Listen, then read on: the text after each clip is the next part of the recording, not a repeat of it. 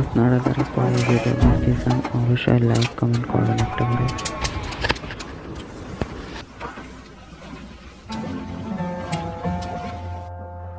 ইলিয়াসর, তোমার এখন সমস্ত ভেড়াদের লোম ছাটা উচিত। গত বছর এই সময় যখন আমরা মিশরে আসি তখন আমরা আমাদের সমস্ত ভেড়াদের লোম ছেড়েছি।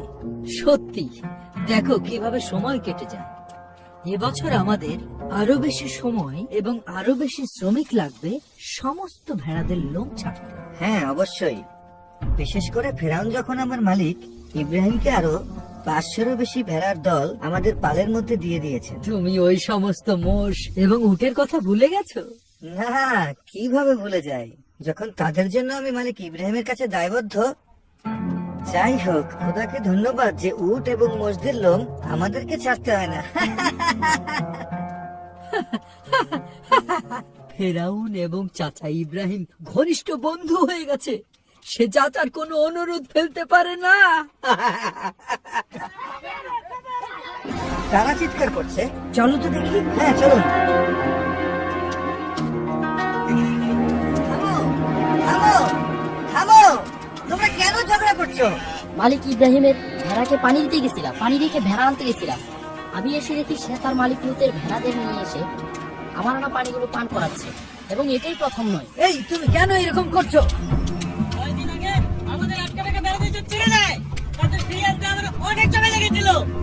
সে হয়তো ইচ্ছা করে এমনটা করেনি। যথেষ্ট, একটার বদল আমি দুইটা দেবো। যথেষ্ট, থামো, চলে যাও। এক্ষুনি কাজে ফিরে যাও।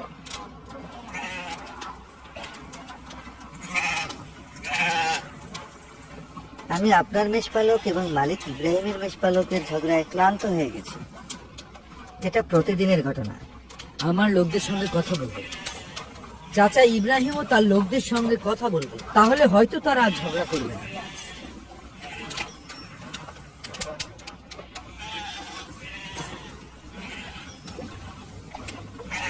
আজ দুধ দোয়াতে দেরি হয়ে গেছে। ফেরাউনের প্রাসাদের লোকেরা এক্ষুনি আমাদের বাড়তি দুধ এবং পনির নিতে আসবে। আমি চাই না তারা অপেক্ষা করুক। আমার কাজ প্রায় শেষ।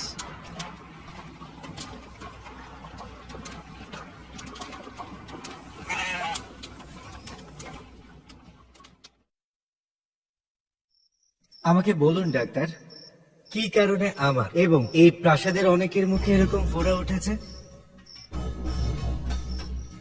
সত্যি কথা বলছি বাচ্চা, আমি অনেক ধরনের মলম লাগিয়েছি, কিন্তু ওগুলোতে কোনো কাজই হয়নি। কারণটা কি সংক্ষেপে বলুন। আরেকটু সময় দিন, আমি কারণটা খুঁজে বার করি। বাচ্চা আরেকটু সময়। যখন আমার দেশের সমস্ত মানুষের মুখ ফোড়ায় ঢেকে যাবে? না না না না বাচ্চা, অল্প সময়, আমি আপনাকে জানাবো। আমি কারণটা বলতে পারবো। তাকে বিশ্বাস করবেন না বাচ্চা, সে কিছুই জানে না। কেন বলো, তুমি কি জানো? জি বাচ্চা, কারণ ওই প্রাসাদে একজন বন্ধা এবং বিবাহিতা মহিলা আছে। কে সেই নারী? সারা, ইব্রাহিম যাকে তার বোন বলেছে। তুমি কি নিশ্চিত যা বলছো? জনাব ইব্রাহিম সারাকে বউ বলেছিল, আমি শুনেছি। কেন আমাকে বলোনি? বুঝতে পারিনি বিষয়টা এত গুরুত্বপূর্ণ। এক্ষুনি হাজারাকে ডেকে আনো, যাও। জহুকুম বাচ্চা।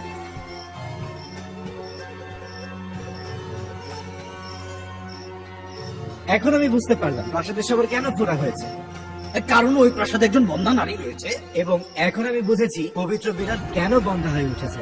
কারণ ওই প্রাসাদে একজন বন্ধা নারী রয়েছে। আমার লোকদের প্রতি দায়িত্ব বহন করার শক্তি কেন আমার কমে গেছে? কারণ ওই প্রাসাদে একজন বন্ধা নারী একদম রয়েছে। চুপ। আমাকে ডেকেছেন বাদশাহ? হাজারা, সারার বিষয়ে তুমি কি জানো? বিষয়টা খুব জটিল। সে খুব ভালো বান্ধবী। দেশকে সাপ মুক্ত করার জন্য অবশ্যই তোমাকে বলতে হবে। সবকিছু খুলে বলো। হ্যাঁ ঠিক, আমার বান্ধবী সত্যিই ইব্রাহিমের বোন, আমি জানি, কিন্তু সম্পর্কে সে তার বিবিও। এটা কিভাবে সম্ভব? একই পিতার কারণে সে তার বোন, কিন্তু মা একজন নয়, তারা দুই মায়ের সন্তান। এবং সে বন্ধা। ঠিক। আপনি আমাকে খুব রাগিয়ে দিচ্ছেন। শান্ত হন বাচ্চা, শান্ত হন। রাগ হলো সবচুকের কারণ। এক্ষুনি সারাইকে ডেকে নিয়ে আসো। আচ্ছা। এখন কি করবো? শান্ত হন, শান্ত হন বাচ্চা। আমরা যদি কারণ জানতে পারি তাহলে রাগ চলে যাবে। কিন্তু আমার বন্ধু ইব্রাহিম আমার সাথে কেন এমন করলো?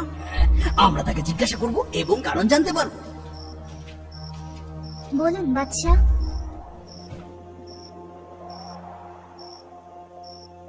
আপনাকে প্রথম যখন দেখি ভেবেছিলাম আপনি ইব্রাহিমের স্ত্রী, কিন্তু সে বলেছিল আপনি তার বোন। তারপর আপনার জন্য আমার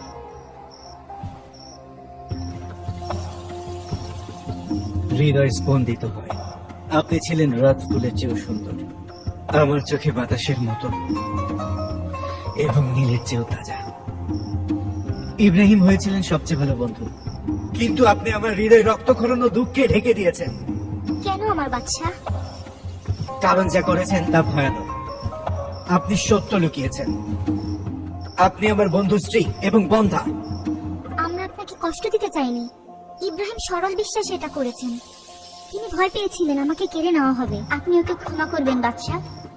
সে আমার সবচেয়ে ভালো বন্ধু। ও স্বীকার করেছে যে সে বন্ধা এবং আপনার বন্ধুর স্ত্রী। সেজন্য আমি ভয়ে আপনাকে কিছুই বলিনি। ব্যক্তিগত চিকিৎসক হিসেবে বলছি, যদি তাকে প্রাসাদ থেকে দূরে সরিয়ে দেন তাহলে সমস্ত ফোড়া অদৃশ্য হয়ে কেন যাবে। আমার সামনে থেকে দূর হচ্ছেন না, অথবা আপনি চুপ থাকছেন না? আপনি আর কোনো কথা বলবেন না। যথাজ্ঞা। এসব কারণে ছাড়াই আপনি দূরে চলে যান। মিশরের স্মৃতি হিসেবে হাজেরাকে দিলাম। আপনি অনেক মহৎ হৃদয়ের।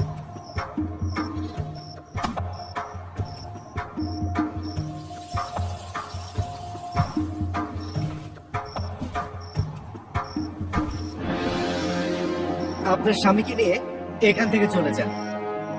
আপনি সনাতন নিয়মের অনেক ক্ষতি করেছেন। চলে যান, চলে যান। না না, দাঁড়াও। ইব্রাহিমকে এখানে আনো এক্ষুনি।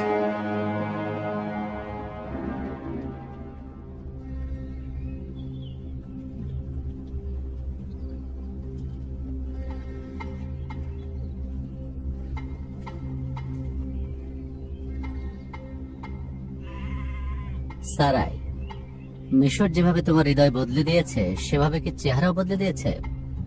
না, কিন্তু আমি ভেবেছিলাম আপনি হয়তো এটা পছন্দ করবেন। ফেরাউনের সামনে আমার বিব্রতকর অবস্থা তুমি খেয়ালই করনি? কি অবস্থা? আমি আপনাকে কি বলি?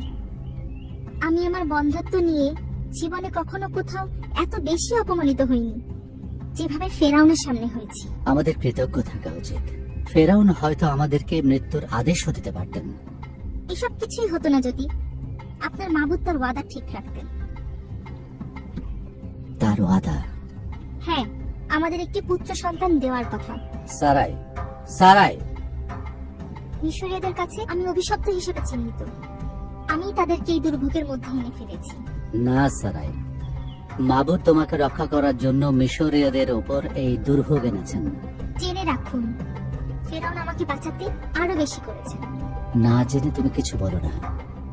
এটা তো সত্যি, ফেরাউন দিয়েছেন হাজেরাকে।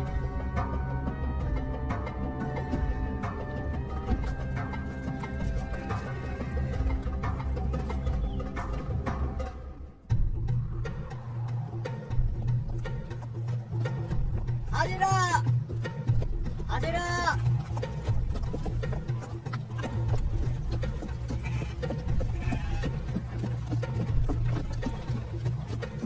হাজেরা, হাজেরা।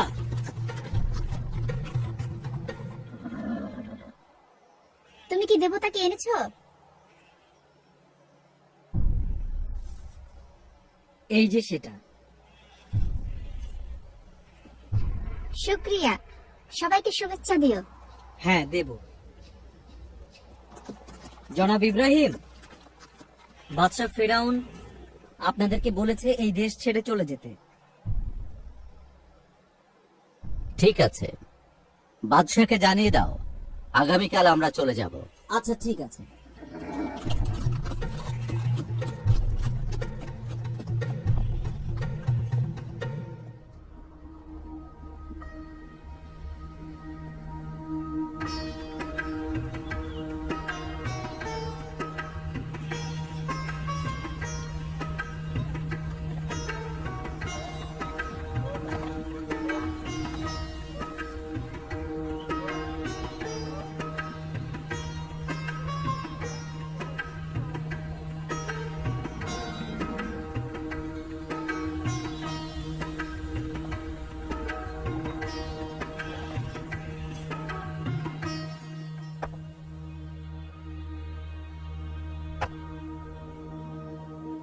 মিশরে আসার আগে আমরা যেখানে ছিলাম সেখান থেকেই শুরু করব।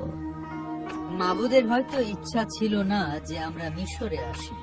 যত দ্রুত সম্ভব আমরা রওনা হচ্ছি। আমরা আবারও এই একই ভুল করব না। আপনি কি কোরবানি দিতে চান মালিক? আমার পশুপালের মধ্যে শ্রেষ্ঠ ভেড়াটা। আচ্ছা, ঠিক আছে।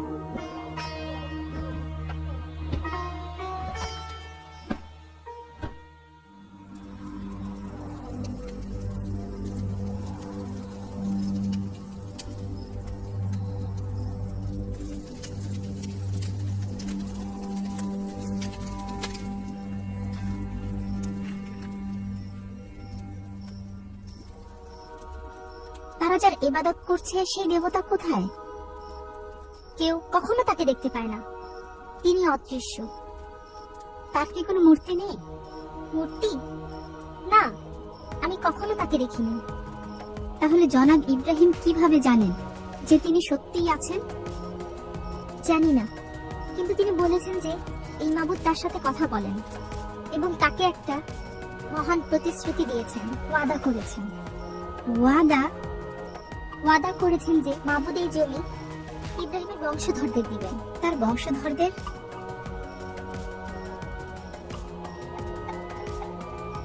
বিব্রত করার জন্য বলিনি। সেই কণ্ঠ আপনাকে কিছু বলেছে? না, আমার সাথে তিনি করেননি। ইব্রাহিমকে পুত্র সন্তান দিবার ওয়াদা তিনি করেছেন। এই বয়সে একটি পুত্র সন্তানের মা। বেগম, উঠুন, ভিতরে যাই, চুলে সুগন্ধি লাগিয়ে দিই। চলুন।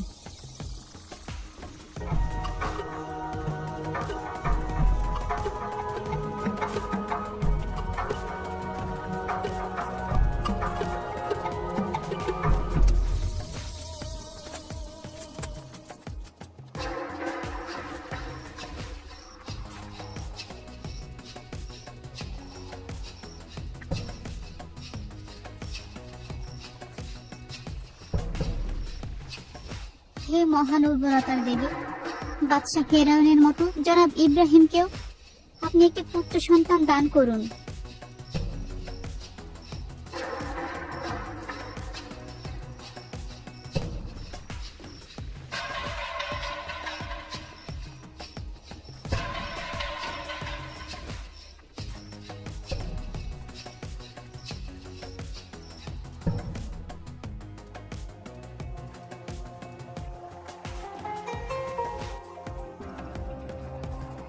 এসো এসো আমার ভাতিজা লুত। চাচা, আসসালামু আলাইকুম। এখানে এসো, বসো।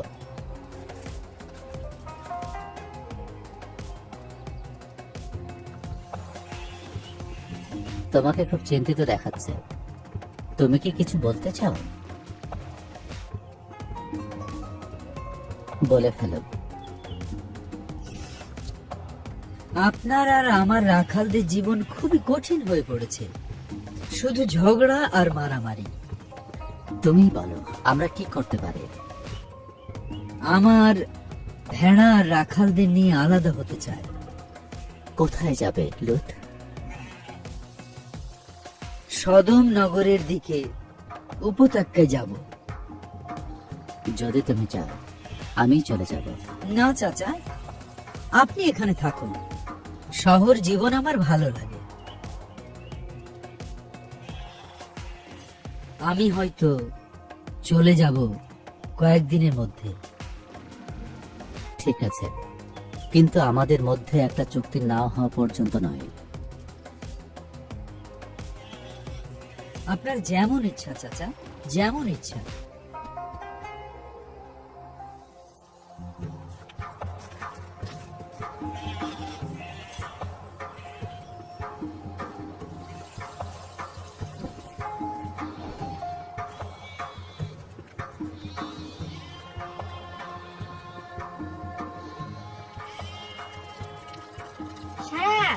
সারা বলো। সুন্দর সকাল। শুভ সকাল। ছাগলের দুধ আমি নিজে দিয়েছি। জনাব ইব্রাহিমের জন্যই টাটকা দুধ নিয়ে যান।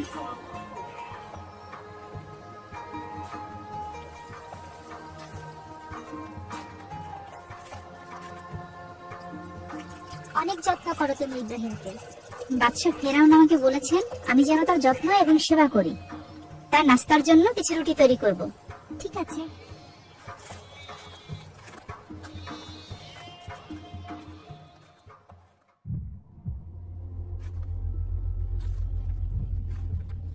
ইব্রাহিম, ইব্রাহিম, ইব্রাহিম, কি হয়েছে? কি হয়েছে? ওই গায়েবী আওয়াজ সারাই। গায়েবী আওয়াজ? হ্যাঁ, কি? বলল, ইব্রাহিম, তুমি পাহাড়ের চূড়ায় যাও এবং চারিদিকে তাকাও। যেখানে দাঁড়িয়ে আছো সেখান থেকে দেখো উত্তর এবং দক্ষিণ, পূর্ব এবং পশ্চিমে সব।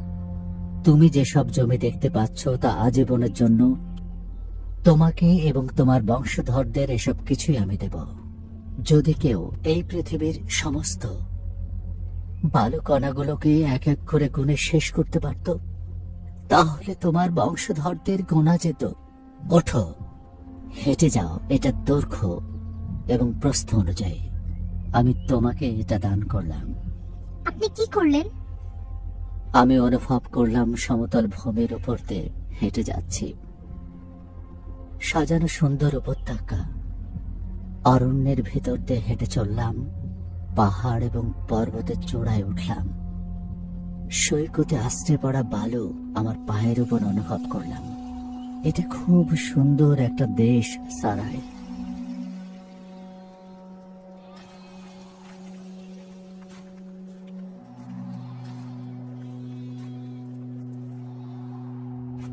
শুভ সকাল মালিক।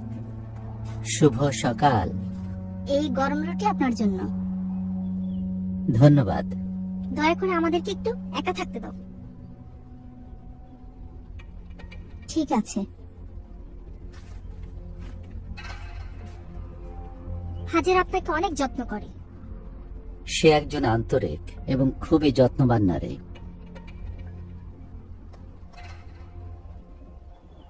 আপনারা দুজনেই কি চুক্তিনামা সম্পূর্ণ করতে প্রস্তুত? অবশ্যই। আসুন শুরু করুন মালিক ইব্রাহিম। আমি এখানে শহর থেকে দূরে উচ্চভূমি পছন্দ করলাম। আমি সাদম শহরের কাছের উপত্যকার সবুজ তৃণভূমি বেছে নিলাম। এটা একটা বাধ্যতামূলক চুক্তি। যদি এই চুক্তি কেউ লঙ্ঘন করে তাহলে তার ভাগ্য এই ছাগলের মতোই হবে। হে মাবুদ, যে এই চুক্তির বরখেলাপ করবে তার ভাগ্য যেন এই ছাগলের শেষ পরিণতির মতোই হয়।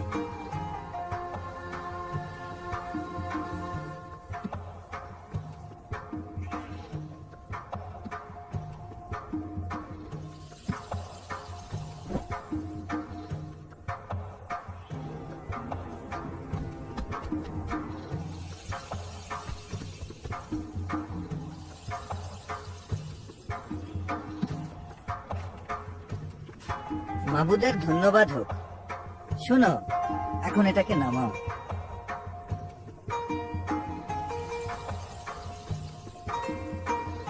তাদের ছাগলটা কি হারিয়ে গেল? না, তারা এখন ওটাকে রান্না করে খাবে।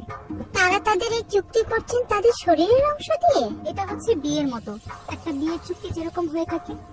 চলো উৎসবে যাই।